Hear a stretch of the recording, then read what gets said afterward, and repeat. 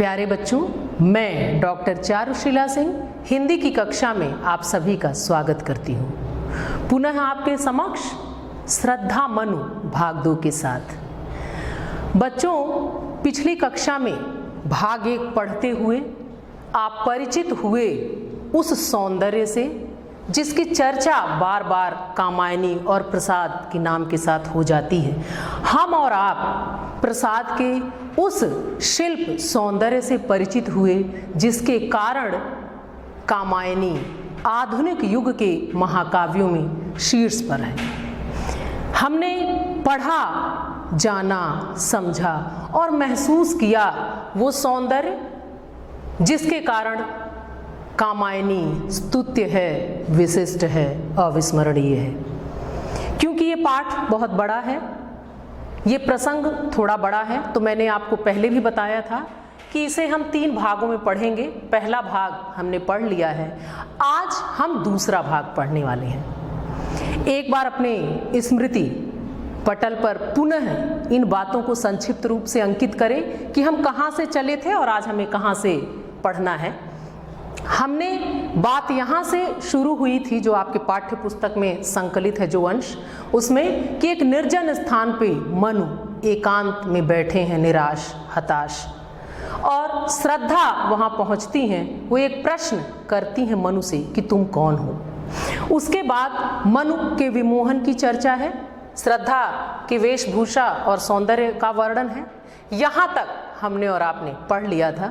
बस उसी प्रसंग में, उसी प्रवाह में, उसी मधुरिमा में, उसी लालित्य में, उसी कहन के सौंदर्य में पुनः हम और आप चलिए विचरण करते हैं और देखते हैं आगे क्या होने वाला है। एक उत्सुकता, एक जिज्ञासा बनी हुई है कि अब क्या होगा। मनु के मन के जो भाव हैं वो अब किस तरह बदलने वाले हैं, क्योंकि उनका जो मौन है वो अब मौन नहीं रह गए हैं। आपने पढ़ लिया था कि उनका जो मौन है वो टूट चुका है, वो विमोहित भी हो चुके हैं, लेकिन मन में तरह तरह के भाव हैं। और कामायनी मानव मनोभावों का अद्भुत चित्रण है। आइए आगे बढ़ते हैं, अध्ययन को गति देते हैं। सबसे पहले पाठ का मूल भाव। बच्चों, उस दिन हमने जितना पढ़ा उसके मूल भाव की चर्चा की गई थी, लेकिन आज हम जो अंश पढ़ेंगे उसके अंतर्गत जो केंद्रीय भाव हैं, जो मूल भाव हैं, वो क्या क्या आने वाले हैं, ध्यान दें आप। श्रद्धा की छवि का चित्रण किया गया है। उसके बाद जब थोड़ा और आगे बढ़ेंगे तो मनु के परिचय का प्रसंग हमारे समक्ष आएगा। आगे इन्हीं भावों को विस्तार से हमें पढ़ना है, जानना है, समझना है। उसके बाद मनु और श्रद्धा के परिचयात्मक संवाद हैं। बस यही कथा, बस यही प्रसंग हमें पढ़ना है थोड़ा विस्तार से। पुनः जब इसमें हम आगे बढ़ेंगे तो आगे और बढ़ते हुए श्रद्धा का मनु के पास पहुंचने और फिर उन्हें प्रेरित करने का बड़ा ही मनोहारी चित्रण है। इतना आज हम और आप पढ़ेंगे। उसके बाद का जो क्रम होगा वो अगली कक्षा में हम पढ़ेंगे।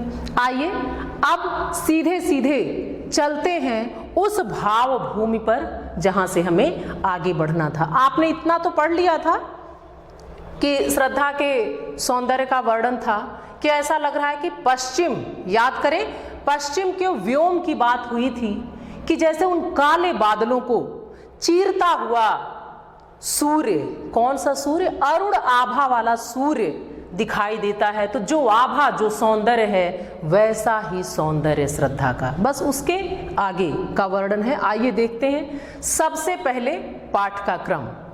तो एक बार मैं पढ़ देती हूँ, फिर चलते हैं निहितार्थ की ओर। ध्यान दें। घिर रहे थे घुंघराले बाल, अंश अवलंबित मुख के पास, नील घन शावक से सुकुमार सुधा भरने को विधु के पास। ये जो शिल्प सौंदर्य है, ये जो कहन है, आप इसे महसूस करें बच्चों।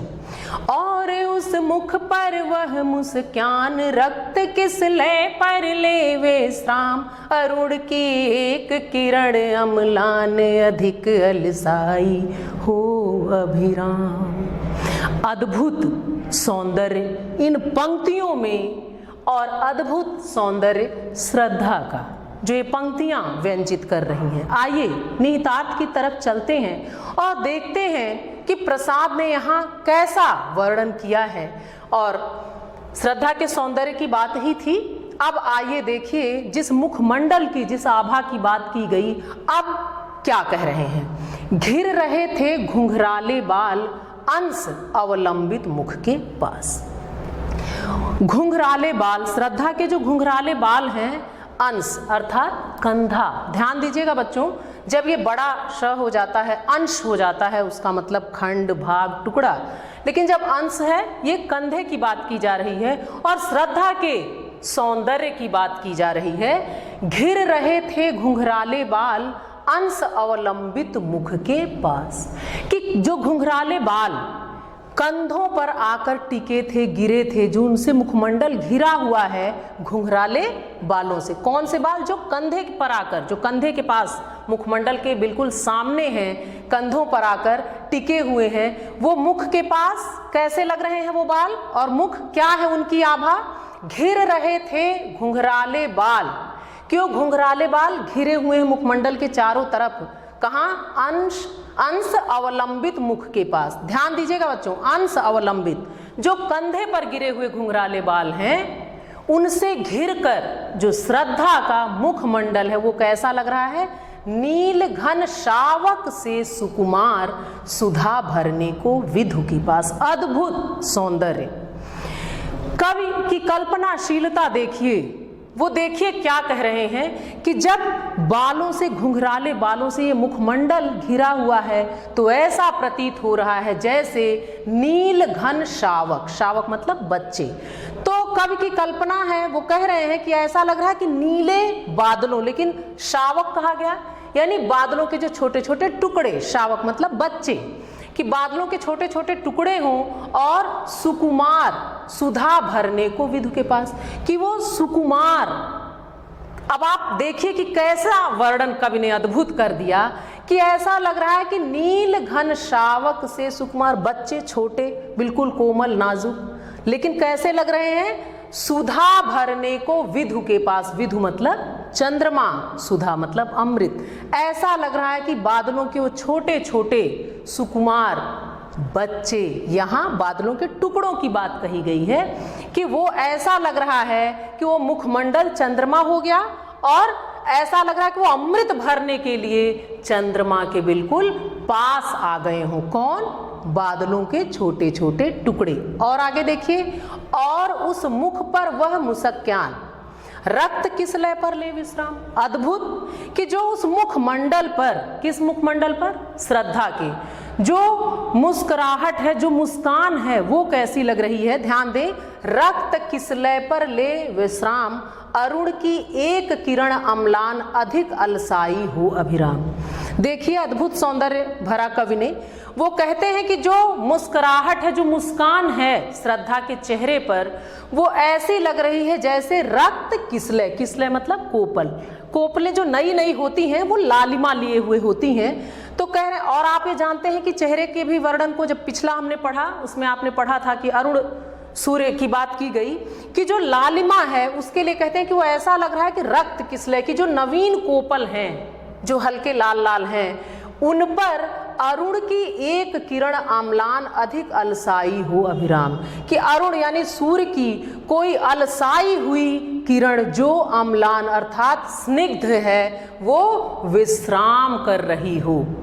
और ये पूरा दृश्य बहुत ही अभिराम, मनोहारी, सुंदर लग रहा है। पुनः एक बार देखें कि जो, और उस मुख पर वह मुस्कान, कि जो मुस्कुराहट है वो कैसी लग रही है कि कोई नवीन कोपल जो है, लाल रक्त किसले, वो थोड़ी लालिमा रहती है, कि ऐसा लग रहा है कि उस कोपल पर अरुण की एक किरण, अरुण सूर्य की एक अम्लान यानी स्निग्ध चमकती हुई किरण जो है, और वो किरण कैसी है? अलसाई हुई सी है, और वो विश्राम कर रही है। इसलिए ये पूरा जो उनका मुस्कुराता मुखमंडल है बहुत ही अभिराम अर्थात सुंदर लग रहा है। देखिए कैसा भाव कवि ने भर दिया। इस बात को तो सीधे सीधे भी कहा जा सकता था, लेकिन आपने पढ़ा है कि काव्य सौंदर्य के जो तत्व होते हैं उनके आ जाने से क्या सौंदर्य पंक्तियों में भर जाता है, वो हम और आप महसूस कर रहे हैं। आइए थोड़ा और आगे चलते हैं और आगे देखें। कहा मनु ने नभ धरड़ी बीच, बना जीवन रहस्य निरुपाय, एक उल्का सा जलता भ्रांत शून्य में, फिरता हूँ असहाय।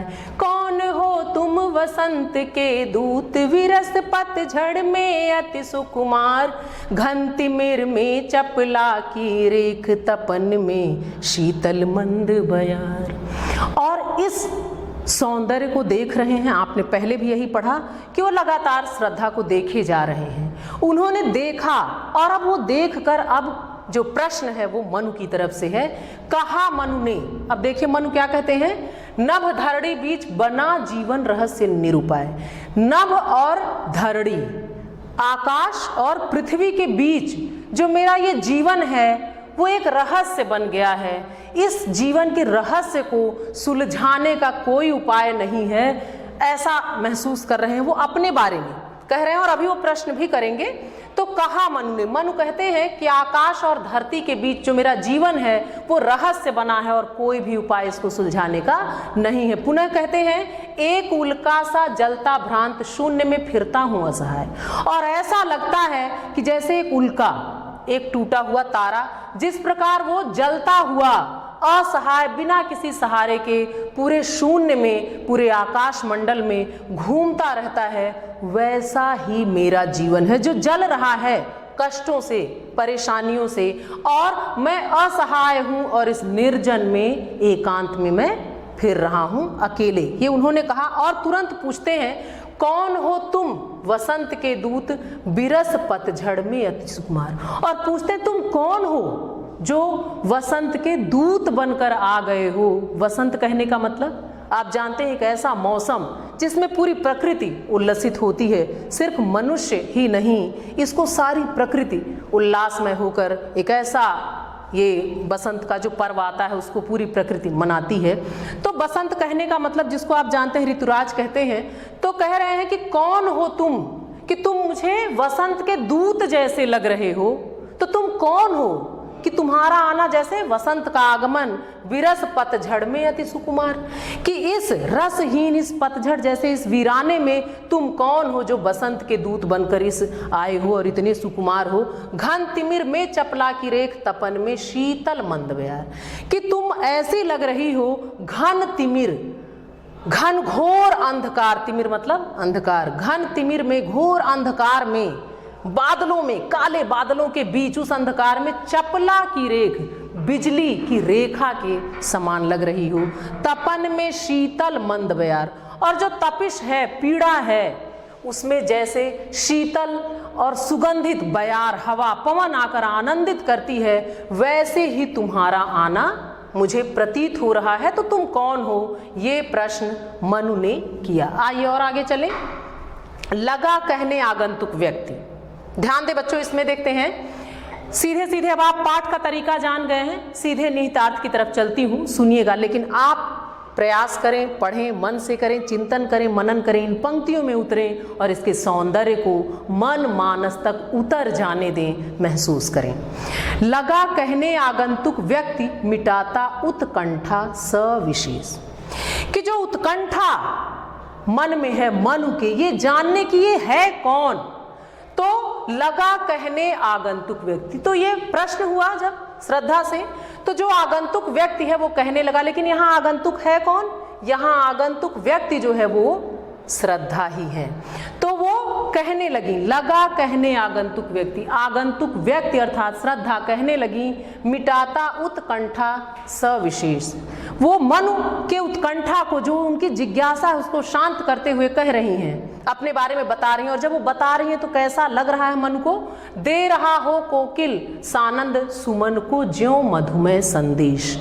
तो मनु को ऐसा प्रतीत हो रहा है जैसे कोई कोयल सानंद यानी आनंद से भरकर, सुमन को ज्यों मधुमेह संदेश, जैसे कोई कोयल आनंद से भरकर पुष्पों को मधुमेह बसंत के आगमन की सूचना दे रही हो, ऐसा मिठास उस वाणी में, और ऐसा महसूस कर रहे हैं उस निर्जन में, श्रद्धा की आवाज़ में, श्रद्धा के सौंदर्य में मन। आगे देखिए वो बता रही हैं, अब अपना परिचय दे रही हैं, क्या कहती हैं? भरा था मन में नौ उत्साह, सीख लूं ललित कला का ज्ञान। कहती हैं कि मेरे मन में उत्साह था, ये उत्साह है यौवन का, ये उत्साह है कुछ कर जाने का, ये उत्साह है कुछ सीखने का, ये उल्लास है जीवंतता का और जीवन का जो श्रद्धा में है। यहाँ कवि यही दर्शाना भी चाहते हैं। तो वो कह रही हैं भरा था मन में नव उत्साह, कि नवीन उत्साह मन में भरा कि मैं सीख लूं ललित कला का ज्ञान, कि मैं ललित कला का ज्ञान सीख लूं। ललित कला अर्थात गायन, वादन और नृत्य। तो कहती हैं कि मन में उत्साह आया कि मैं ज्ञान सीखूं, इधर रह गंधर्वों के देश, पिता की हूं प्यारी संतान। तो मैं ये सीखने के लिए, ये जो गंधर्व होते हैं वो ललित कलाओं के ज्ञाता होते हैं। तो ये बता रहे हैं कि जब ये उत्साह मन में आया कि मैं ये सीख लूं, ये इच्छा जगी, तो मैं ये सीखने के लिए इधर रह गंधर्वों के देश, मैं यहाँ पास में गंधर्वों के देश में रहकर ये सीख रही हूँ और अपने पिता की प्यारी संतान हूँ। ये परिचय इतना श्रद्धा ने मनु से कहा। आइए आगे देखें और क्या कह रही हैं। आगे बढ़े बच्चों, ध्यान दें। तो वो फिर आगे क्या कहती हैं? दृष्टि जब जाती हिमगिरी ओर, प्रश्न करता मन अधिक अधीर। कि जब मेरी दृष्टि इस उत्तुंग हिमालय की ओर जाती है तो मेरा मन जो है वो तरह तरह प्रश्न करता था, वो जानना चाहता था कि कैसा इसका स्वरूप है और ये क्या है। प्रश्न करता मन अधिक अधीर, तो मन जो है वो आकुल होकर तरह तरह के प्रश्न करने लगता। धरा का यह सिकुड़न भयभीत, आह कैसी है क्या है पीर। और जो पृथ्वी की सिकुड़न के भांति ये जो हिमालय मेरे मन में तरह तरह की जिज्ञासाएं जगाने लगा, ये मन को भयभीत करने लगा।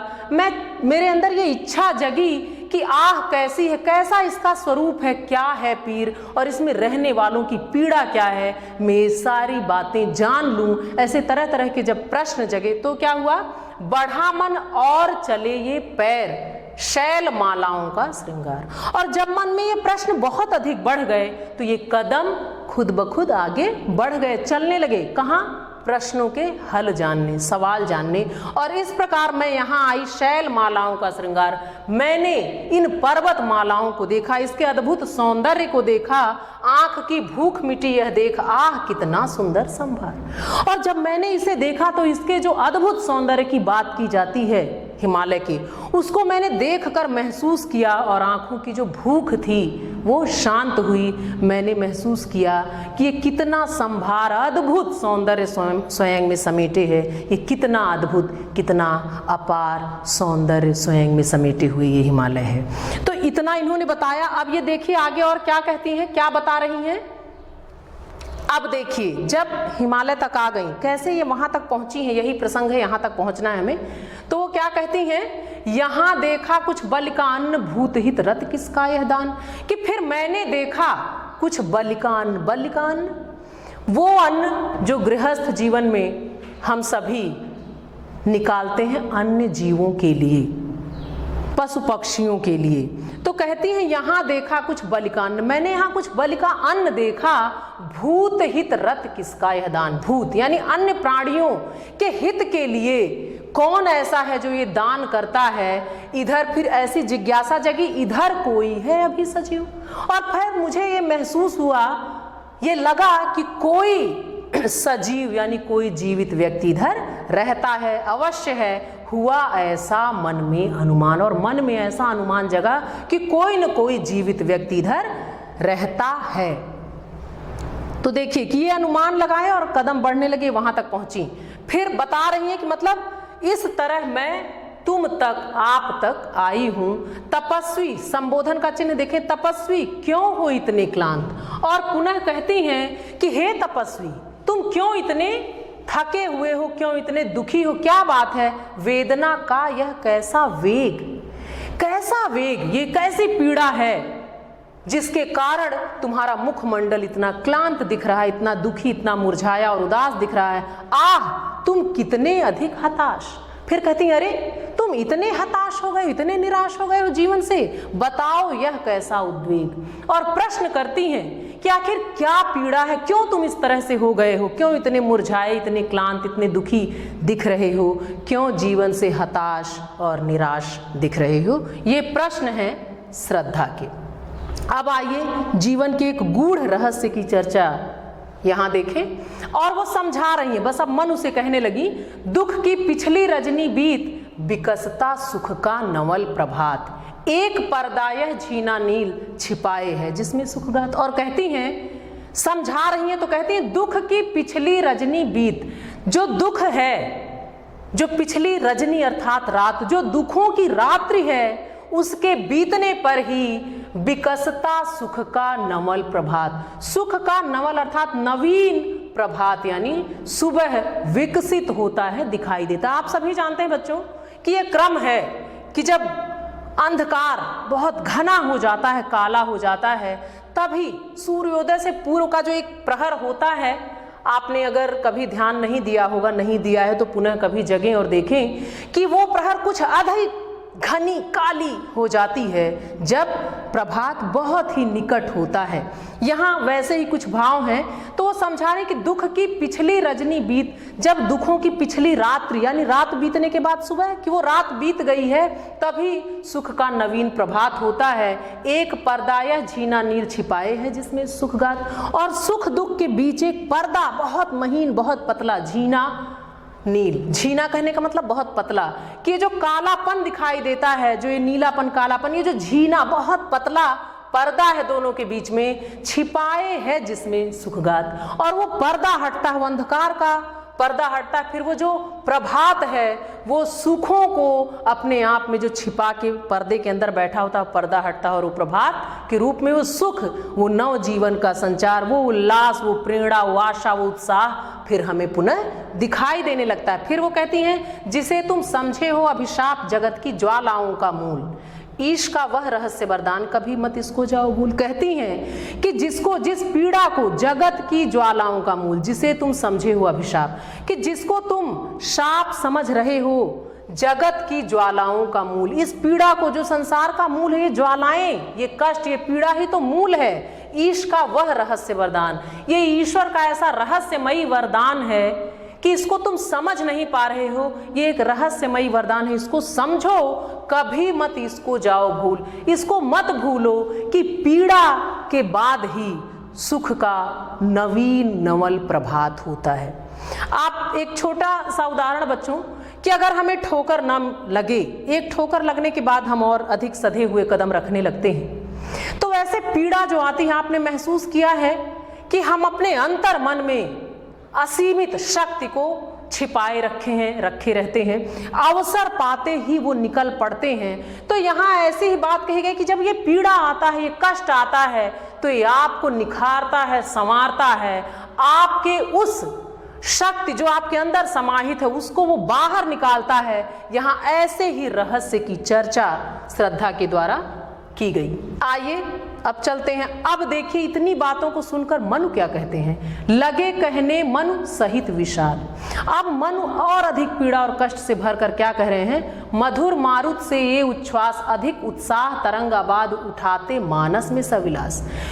वो विषाद के कष्ट के साथ कह रहे हैं कि मधुर मारुत से ये उच्छ्वास, उच्छ्वास मतलब सांसों का छोड़ना और लेना, मधुर मारुत कि आनंदित करने वाले, मधुर लगने वाले, शीतल लगने वाले, सुगंधित लगने वाले, मन को आह्लादित करने वाले मारुत अर्थात पवन की भांति ये जो तुम्हारे उच्छ्वास हैं और विलास में भरकर आनंदित होकर, उत्साहित होकर तुम जितनी बातें कह रही हो, वो अधिक उत्साह तरंग आबाद, वो आबाद गति से यानी बिना रुके बहुत अधिक उत्साह की तरंगें मन में जगा तो रही हैं, किंतु जीवन कितना निरुपाय। लेकिन ये जो जीवन है वो बड़ा कष्टपूर्ण है और कोई भी उपाय इसके कष्टों के निवारण का, इसकी उलझनों को सुलझाने का नहीं होता, ऐसा मनु ने।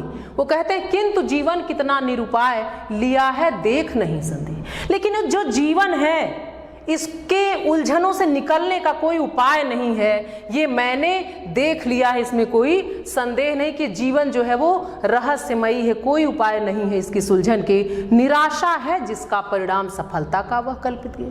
कह रहे हैं कि ये जो जीवन है वो एक ऐसा घर है, गेह मतलब घर, जिसमें हम सफलताओं की कल्पना तो करते हैं लेकिन वास्तविकता भिन्न है, निराशा है जिसका परिणाम। लेकिन परिणाम क्या है?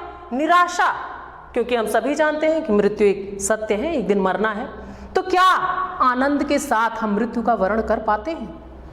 तो यहां मनु जो है यही कहते हैं कि तुम ठीक है, आनंदित होकर जो बातें तुम कह रही हो, मनु कष्ट के साथ इस बात को कह रहे हैं, वो मन में बहुत सारी उत्साह की तरंगें अवश्य जगा रही हैं, किंतु ये जो जीवन है वो असहाय है, कोई उपाय नहीं है इसकी उलझनों को सुलझाने का, और मैंने इसे देखा है, जाना है, इसमें कोई संदेह नहीं है। और ये जो जीवन रूपी घर है इसमें हम सफलताओं की कल्पना करते हैं, लेकिन परिणामतः अंत क्या है कि हमें निराशा ही मिलती है। आइए अब इन पंक्तियों के काव्य सौंदर्य की ओर चलते हैं। काव्यगत सौंदर्य, बच्चों ध्यान से देखें, क्योंकि मैंने पहले भी कहा कि हर भाग को, हर खंड के बाद मैं अभ्यास के प्रश्न नहीं दे सकती, लेकिन जो अंतिम है वो दे रही हूं फिर मूल्यांकन में, और लेकिन आप करते रहें, क्योंकि करत करत अभ्यास ते जड़मति हो सुजान, ये भी आपने पढ़ा है। आइए काव्यगत सौंदर्य देखें। श्रद्धा की बातों में सविलास बताकर बातों को कवि ने श्रद्धा को मुग्धा नायिका के रूप में प्रस्तुत किया है। भाषा संस्कृत निष्ठ, खड़ी बोली, शैली आप जान रहे हैं प्रबंधात्मक, अलंकार उपमा तथा अनुप्रास, रस शांत, छंद 16 मात्राओं का श्रृंगार छंद, गुण प्रसाद, शब्द शक्ति, अभिधा एवं व्यंजना। आइए अभी आपने जो अंतिम अंश पढ़ा, जो खंड पढ़ा, जो भाग पढ़ा, उसी से आपके लिए कुछ प्रश्न अभ्यास कार्य के लिए दे रही हूं। ध्यान दें, इसमें आपको क्या करना है, एक बार और देख लें कि यहाँ कुछ पंक्तियां रेखांकित थीं, अब उस आधार पे ये दिए जा रहे हैं। पद्यांश के पाठ और कवि का नाम लिखिए, रेखांकित अंश की व्याख्या कीजिए, फिर प्रस्तुत काव्यांश में मनु की किस मनोदशा का चित्रण किया गया है ये आपको बताना है। अगला, मनुष्य के जीवन के विषय में मनु श्रद्धा से क्या कहते हैं, मनु की बातों पर ही आज समाप्त हुआ है। अगला देखें, अपने अनुभवों के आधार पर मनु किस निष्कर्ष पर पहुंचे। यहां तक आज हमने और आपने बच्चों पढ़ लिया है, और इन सारे प्रश्नों के उत्तर आप अवश्य लिख लेंगे, मुझे पता भी है। आइए आखिरी पड़ाव जो है संप्राप्ति। बच्चों आज हमने ये जाना कि मानव मन, और ये मानव मन का बहुत ही सुंदर और अद्भुत चित्रण ही है कामायनी। इसमें भी हम देख रहे हैं कि ये जो मन है वो कैसे कैसे भाव उसमें आते हैं, कैसे बदलते रहते हैं। तो यहाँ तक हमने पढ़ लिया कि मनु अब तक जीवन से निराश और हताश हैं। अगले अंश में पुनः मुलाकात होगी और ये जानेंगे कि क्या मनु के हृदयगत जो भाव हैं उन्हें बदलने में और आशा का संचार करने में श्रद्धा सफल हो पाती है। आज के लिए बस इतना ही, धन्यवाद।